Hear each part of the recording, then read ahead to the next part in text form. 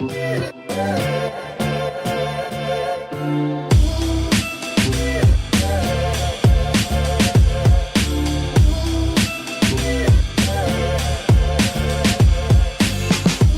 right, we're in a green field with a green car, Tesla Model 3 Performance Edition. So this thing's got dual motor and over 450 horsepower. And today we're gonna be driving around, seeing what that feels like and seeing if it's a good car, really. This is my first time driving a Tesla, and it's been a nice surprise, to be fair. I was really looking forward to having all of that power all of the time.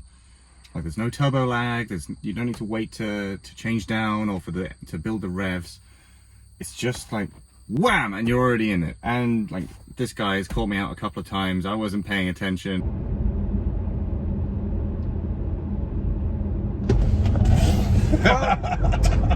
You got me. Yes.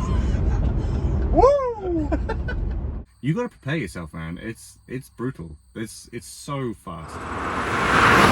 So this isn't a normal car. It doesn't have an engine. I mean, it's got electric motors, but there's no gas-powered engine in it. Obviously, it's a Tesla. So how do you start it? This is the key. This little credit card. You open the car, you tap it on here.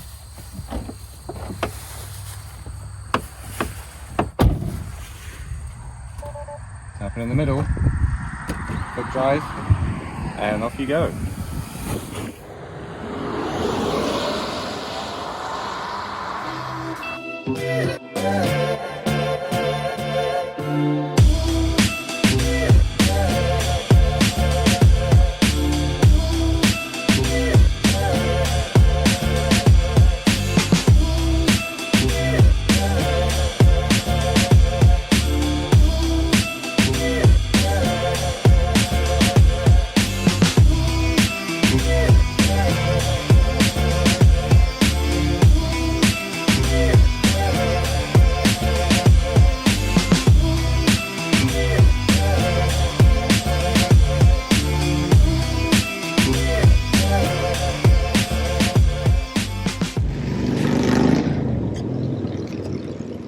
Opens automatically.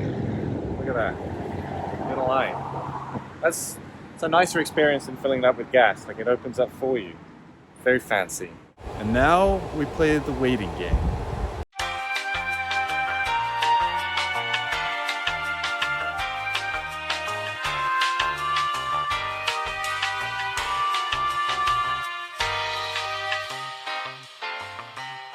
One eternity later.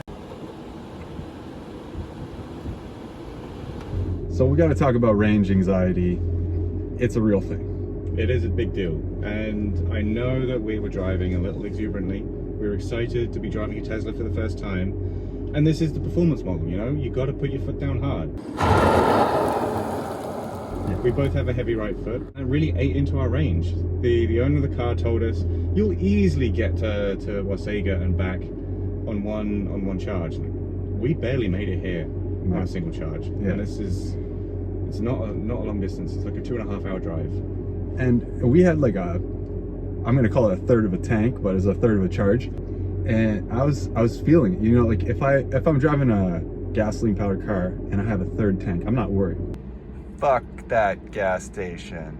I pretty much, I'll start to worry when I'm at empty. But with the battery going at 30%, I was starting to feel it. I was like, all right, let's get there. I'm slowing down, regenerative braking. Let's conserve some energy here.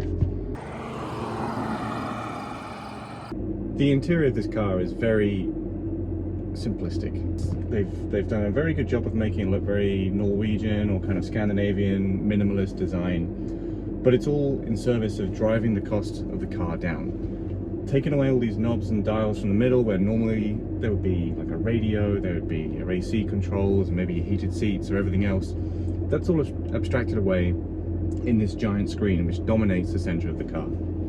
And I get that makes it cheaper, but it's really distracting when you're driving.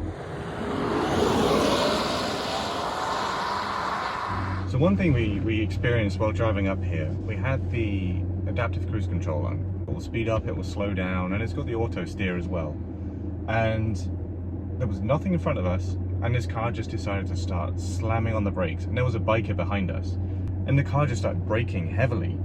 My first instinct was to push the accelerator to overcome this, and Alex was like braking hard and then thrown back into a seat because this is such an aggressive accelerating car. That really kind of shook us in terms of like, I don't trust this car's systems anymore. Most other companies will use a mixture of radar and camera for safety because they operate differently in different conditions. And Tesla just opted to go all optical. And for me, my first experience is the most important. And it's already broken that trust. They're still experiencing some mad glitches that are dangerous.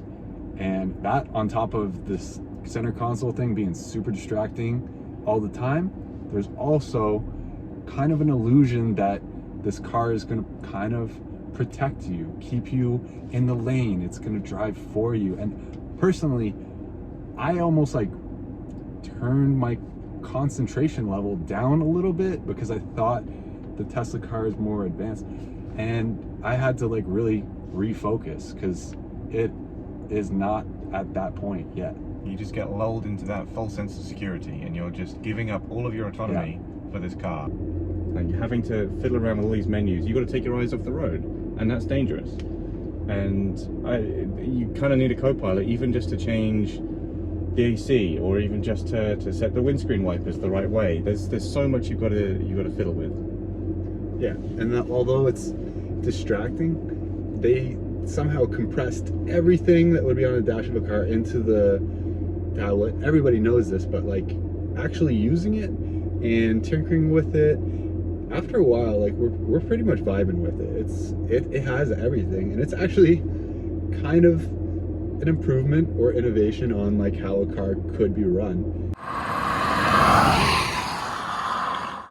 I've been in very few cars that have this whole panoramic roof. I mean, the whole ceiling is just glass. I get that that's also a way of saving costs, but it also improves the experience. Like, it is a cool feature. So now it's time for us to check out track mode.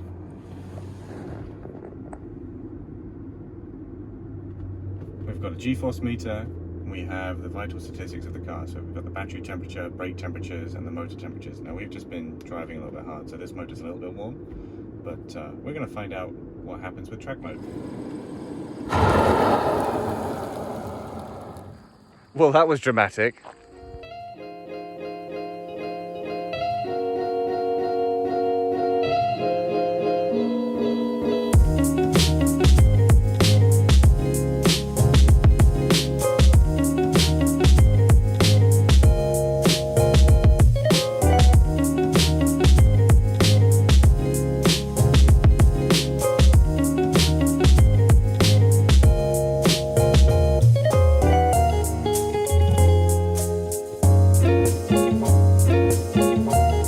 Car has been pretty sick. Like, we put it in track mode, and that's when it really showed its strength. Yeah, it was just unbridled power. That's what it's for, and that's why we got this car. I'm gonna have to say, like, I wouldn't buy one of these. Like, it's gonna be a while before I can convert to electric. Like, if this is the best you can get. Yeah, it's got all the modern features that like you don't see anywhere else. And then when you put it into the performance mode stuff, it's unreal, like extremely fast off the line. It's fun. I think anybody who sits here is gonna have a smile on their face, and that's like something you can't really get out of every car. So I'd give it a daily driver. I'd pick this up for sure. I definitely see this as a daily driver or a weekend car. I think it's too convenient to be just a weekend car. So I think it does tick a lot of boxes. It's just not the right car for me. Another one down. Tesla Model 3 Performance Edition.